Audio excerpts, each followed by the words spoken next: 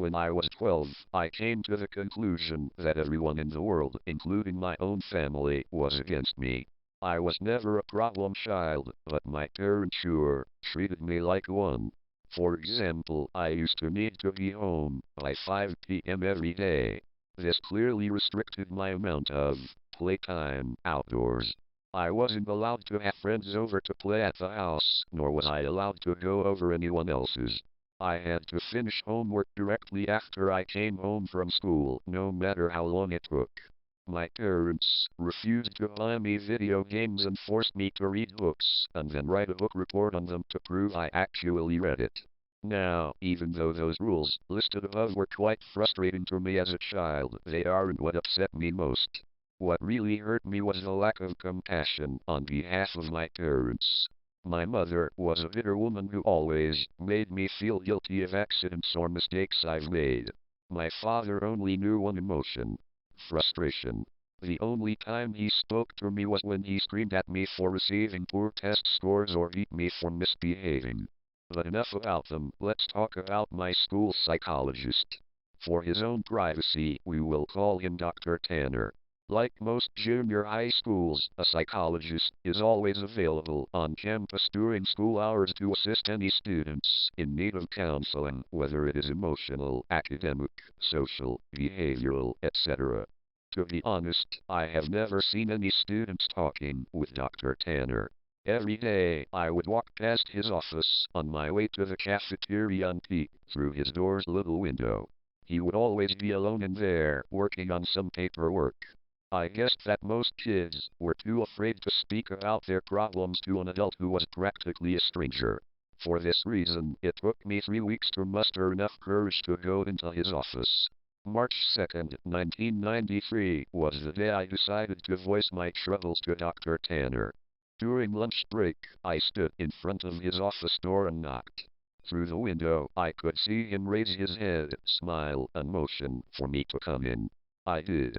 He greeted me by introducing himself and asking for my name. Dr. Tanner was a very soft-spoken man who seemed to radiate kindness. In less than 30 minutes, I rambled to Dr. Tanner about how mean my parents were to me and how they didn't care about me at all. After a while, my voice began to quaver and I stopped speaking. The psychologist listened patiently to my whole spiel, arms folded and head nodding. I half expected him to begin talking about how everything I had just said was untrue, and that my parents loved me dearly, and blah blah blah. But he didn't. Dr. Tanner leaned towards me with a grin on his face and said, "You know, I'm the best school psychologist in the world. I promise we will fix this." I rolled my eyes. "Okay, but how?" I asked. "I have my ways," he replied. "I'm a man of my word. I promise that within just 1 month, the relationship between you and your parents will change for the better. Forever." After a brief pause, he continued, "Although I do need you to make me a promise. You have to promise me that you will come back to my office after school tomorrow and that you won't tell anyone that we had this conversation today. It'll be our little secret." I promised. The following day, I returned to Dr. Tanner after school. It was around 4 p.m. when I entered his office. After a warm welcome, he asked me to have a seat in front of his desk once again. Upon sitting down, I watched Dr. Tanner close the blinds of the door's tiny window. "There," he smiled, "now we have all the privacy we need." We began to talk about my likes and interests, my favorite subjects in school, my least favorite teachers, and things of the like. About an hour into the conversation, Dr. Tanner offered me a soft drink. I gladly took the offer, considering my parents never allowed me to drink soda. Dr. Tanner reached over to his mini fridge and fidgeted around before setting down 2 open cans of soda on the desk.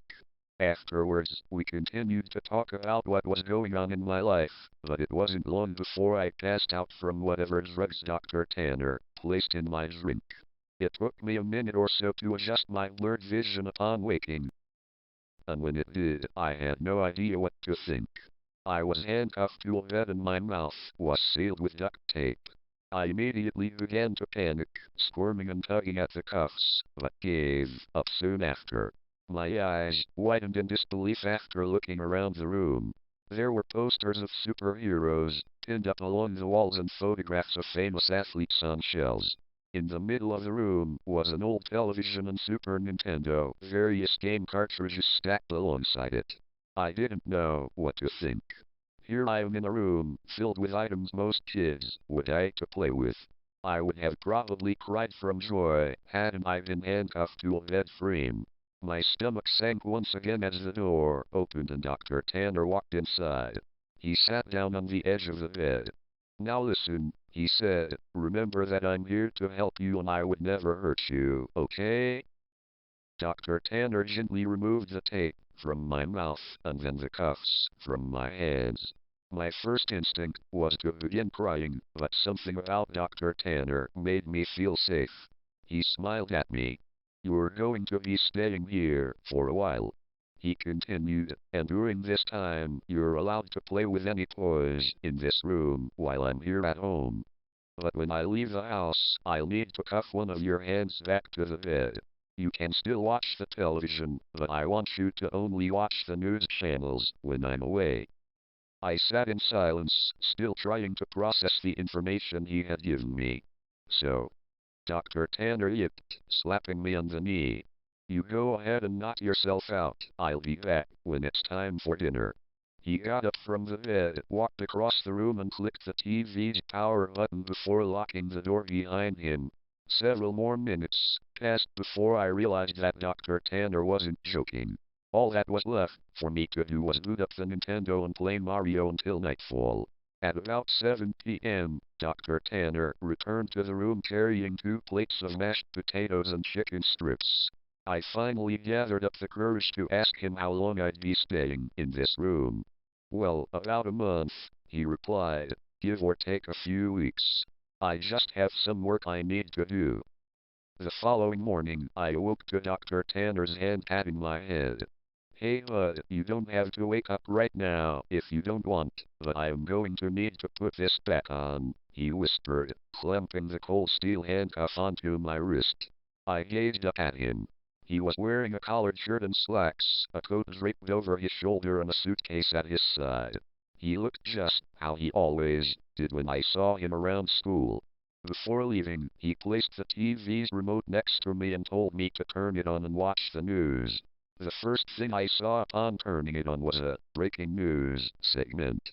An important-looking police officer stood at a podium, surrounded by people with microphones. I happened to begin viewing halfway through his speech. "A statewide Amber Alert has been issued as of this morning.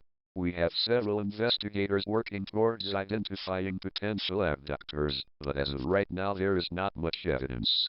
Faculty members state that the boy had been last seen around 4 or 5 in the evening on." I began to feel nauseous as a photograph of me appeared on the screen. It was my yearbook picture from last year.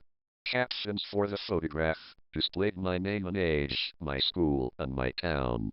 Above my picture were alternating titles.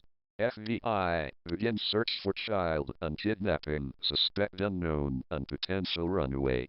The life footage continued and 2 figures I soon recognized as my mom and dad stepped up to the podium. Both appeared to have reddened eyes. Tears streamed down my mother's face as she took hold of a microphone. I'd never seen so much emotion come from my mother before as she wept on live television, stuttering on sentences such as, "Please return my baby back to me," and "I'm so sorry," and "Please come home to us." When my father took the microphone, I nearly expected his attitude to be stone cold, but he too had tears in his eyes. He pleaded to the world to bring his son home safely, and lastly begged for my forgiveness. "I know I haven't been the best father, but goddamn it do I wish I had been now. Please bring my boy back." I turned the power off shortly after. My emotions were mixed, for I had never once seen my father cry. I felt miserable that my parents were being put through so much, but at the same time I felt relief. I now know how much Mom and Dad love me. Nearly 4 weeks had passed and Dr. Tanner has been treating me with the utmost respect. He leaves me in the morning, cuffed to the bed frame, but returns in the afternoon to eat lunch and dinner with me, talk, and play games. I never would have guessed how good Dr. Tanner was at Monopoly and Scrabble. But one morning, when Dr. Tanner woke me before heading off to work, I noticed a stern look on his face. I also realized that it was 3 hours earlier than when he usually wakes me. You need to watch the news today. No exceptions. I want you to keep the television on all day and pay close attention to it. He stated grimly. I, of course, complied and watched him exit the room. About 2 hours later, a breaking news segment interrupted the toothpaste commercial I was watching. The title: Human Remnants Found. Two staunch-looking men in suits stood aside one another and began speaking. We are displeased to bring up such unfortunate news this morning regarding our missing child case from earlier this month. One of the men bowed his head while the one speaking shuffled through some papers. He continued. Remains of a body have been found in a garbage bag beneath a highway overpass. The body appears to be that of a child, although not much of it is left. The body has been decapitated and much has been burned to ash and bone. The screen shifted over to a helicopter view of the freeway. Dozens of police cars gathered near the bottom of the tall overpass. The man's voice could still be heard. Within the bag, police found a junior high school identification card labeled as such. The screen showed the school ID card I always kept in my backpack. The plastic was sort of melted away, but my photograph and name were intact. After the two men dismissed themselves, the camera panned over to my parents. They were sitting among reporters. My mother's face held a painful grimace, and my father sulked his head down at his knees. I shut the television off. Dr. Tanner returned home very late. He hurried into the room, unlocked my cuffs, and placed a bottle of fizzing water into my hand. He placed his hands onto my shoulders and smiled. I made you a promise, didn't I? I nodded, tears squeezing their way out my eyes. You need to make me a promise again, he whispered. He told me that I needed to drink all the water in the bottle. It would help me sleep, and that from here on, I am never to tell anyone that I ever met him. I promised. I told you I'm the best school psychologist in the world, didn't I? And he was right. I awoke later that night to find myself lying in the middle of a park, stars shining brilliantly across the night sky. I recognized the park. It wasn't too far from my school. A mile or so down the road, I saw my house. The lights were off inside, but I could make out my father sitting on the step leading to the front door. I hesitantly called out to him. He lifted his head slowly, but when he saw it was me, he sprang to his feet, ran towards me, arms open, yelling my name. My mother erupted from the house behind him. Dr. Tanner was right. Things have changed with my family and my parents smile more often and treat me lovingly. I could not ask for a more perfect ending. Every now and then, I see Dr. Tanner on campus, walking to and from his office. Rarely do we ever make eye contact, let alone speak to one another, but sometimes he'll shoot me a wink and a smile. I'll always keep my promise to him and pretend I never met him, but there will always be one question forever floating in my mind. Who did Dr. Tanner decapitate and throw off the overpass?